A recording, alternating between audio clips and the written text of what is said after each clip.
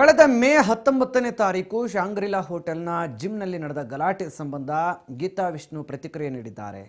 ರಾಜಕೀಯ ದುರುದ್ದೇಶದಿಂದ ಹಲ್ಲೆ ನಡೆದಿರುವ ಶಂಕೆ ವ್ಯಕ್ತವಾಗಿದ್ದು ಡಿಕೆ ಶಿವಕುಮಾರ್ಗೂ ಗೀತಾ ವಿಷ್ಣು ದೂರು ನೀಡಿದ್ದಾರಂತೆ. ಇನ್ನು ಈ ಬಗ್ಗೆ ಗೀತಾ ವಿಷ್ಣು ಮಾತನಾಡಿ, ಹಲ್ಲೆ ಮಾಡಿದ ವ್ಯಕ್ತಿ ಯಾರು ಅಂತನೂ ನನಗೆ ಗೊತ್ತಿರಲಿಲ್ಲ. ಕೆಲ ದಿನಗಳ ಹಿಂದೆ ಶಾಂಗ್ರಿಲಾ ಹೋಟೆಲ್ನಲ್ಲಿ ಮೀಟಿಂಗ್ ಇತ್ತು. ಕಾಂಗ್ರೆಸ್ ಯೂತ್ ಪ್ರೆಸಿಡೆಂಟ್ ಮಂಜುನಾಥ್ ಎಂಬುವವರು ಅಂದು ಅಲ್ಲಿಗೆ ಬಂದಿದ್ದರು. ಜನ ಸೇರಿಕೊಂಡು ಕೂಗಾಡ್ತಾ ಇದ್ರು. ಈ ವೇಳೆ ನಮ್ಮ ಕ್ಲೈಂಟ್ ಅಲ್ಲಿಂದ ಎದ್ದು ಹೋಗಿದ್ರು. ಹೀಗಾಗಿ ನಾನು ಅಂದು ಪ್ರಶ್ನೆ ಮಾಡಿದ್ದೆ.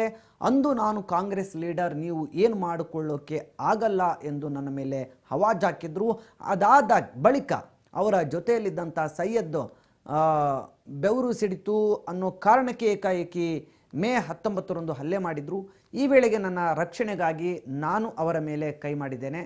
ಬೆವರು ಹನಿ ಬಿತ್ತು ಅಂತ ಯಾರೂ ಕೂಡ ಹಲ್ಲೆ ಮಾಡೋದಿಲ್ಲ. ನಾನು ದೂರು ಕೊಡೋಕೆ ಹೋದಾಗಲೇ ನನಗೆ ಗೊತ್ತಾಗಿದ್ದು ಅವರು ಕೂಡ ದೂರು ಕೊಟ್ಟಿದ್ದಾರೆ ಅಂತ. ಯಾಕೆ ದೊಡ್ಡದು ಮಾಡೋದು ಅಂತ ಸುಮ್ಮನಿದ್ದೆ. ನಾನು ಕೂಡ ಕಾನೂನು ಹೋರಾಟ ಮಾಡ್ತೀನಿ ಅಂತ ಗೀತಾ ವಿಷ್ಣು ಹೇಳಿದ್ದಾರೆ. ಚೋಕ್ ಮಾಡಿ ಕಣ್ಣಿಗೆ ಹೊಡೆದು ಅವರು ಎಸ್ಕೇಪ್ ಆಗೋದಕ್ಕೆ ಟ್ರೈ ಮಾಡ್ತಾ ಇದ್ರು. ಅಷ್ಟೊತ್ತಿಗೆ ಹೋಟೆಲ್ ಸಿಬ್ಬಂದಿ ಎಲ್ಲ ಬಂದು ಅವ್ರನ್ನ ತಡೆದು ಅಷ್ಟೊತ್ತಿಗೆ ಪೊಲೀಸ್ ಅವರು ಬಂದು FIR ಮಾಡಬೇಕಾಗಿತ್ತು. ನನ್ನ ಕಣ್ಣೆ ಸ್ವಲ್ಪ ವಿಷನ್ ಸರಿಗಿರ್ಲಿಲ್ಲ. ಸೊ ಇಮಿಡಿಯೇಟ್ ಆಗಿ ನಮ್ಮ ವೈಫು ಅಲ್ಲೇ ಇದ್ರು ಪಕ್ಕದಲ್ಲಿ. ಸೊ ಅವರು ಇಮಿಡಿಯೇಟ್ ಆಗಿ ಹಾಸ್ಪಿಟಲ್ ಹೋಗ್ಬೇಕು ಅಂತ ಹೇಳಿ ನಾವು ಹಾಸ್ಪಿಟಲ್ ಅಲ್ಲಿ ಚೆಕಪ್ ಮಾಡಿಸ್ತಾ ಇದೀವಿ. ಅಲ್ಲಿ MLC ಎಲ್ಲ ಆಗ್ತಾ ಇದೆ. ಅಷ್ಟೊತ್ತಿಗೆ ಇನ್ಸ್ಪೆಕ್ಟರ್ ಫೋನ್ ಮಾಡ್ತಾರೆ, ಇಲ್ಲಿ ಆಲ್ರೆಡಿ ನಿಮ್ಮ ಮೇಲೆ ಕಂಪ್ಲೇಂಟ್ ಆಗಿದೆ, ನೀವು ಬೇಗ ಬರ್ಬೇಕು ಇಲ್ಲಿಗೆ ಅಂತ.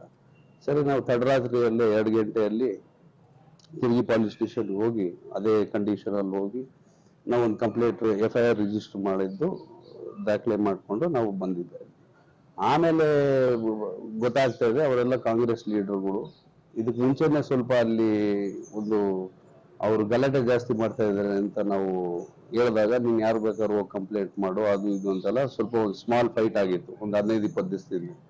ಆವಾಗ್ಲೂ ಕೂಡ ನಾವು ಹೋಟೆಲ್ ಸಿಬ್ಬಂದಿನ ಕರೆದಿ ಈ ತರ ಎಲ್ಲ ಮಿಸ್ಕ್ರಿಯೇಷನ್ ಇದೆ.